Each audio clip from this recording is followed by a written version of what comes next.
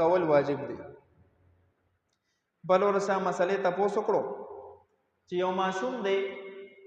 کورني خلک مالدار دي، باسه که تاسو خیال کړي نو دا مالدار خلک خپل بچو د پاره سونا چاندي دا اول نه اخلي،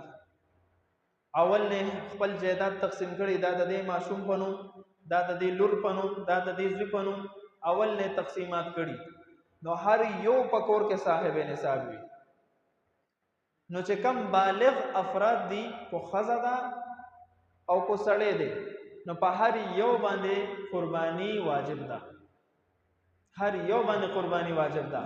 اكو بیا مثلا په شریکه باندې ساروی راولي او کسان دي پکور کې او باغی کې وو حصے ونیولې ام جایز ده، یا چيلي راولي وو هر یو سړی د خپل د طرف نه ذبح کوي ام جایز ده، خو په هر یو باندې قربانی جایز ده. هغه بیا د خبره ده چې د خزې د طرف نه خاون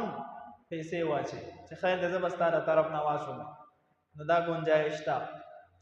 یا د مور د طرف نه زوی وای چې زب مور زستا پیسې به واچو ما نو د دې گنجائش تا کولی شي بیا د غي ذمہ فارغ شو. خو لیکن کو چرته زوی وای چې نه مور تخپل پیسې خپل اچوا نو زوی ګناهګار نه دی او مور پیسې وانه چول بیا مور سا ګناهګار دی، ځکه مال دا غي دی تصرف هغه ته حاصل دی نو خپل حساب خامخا چي. په دې صورت کې کور کې چې رقم نابالغ افراد دي،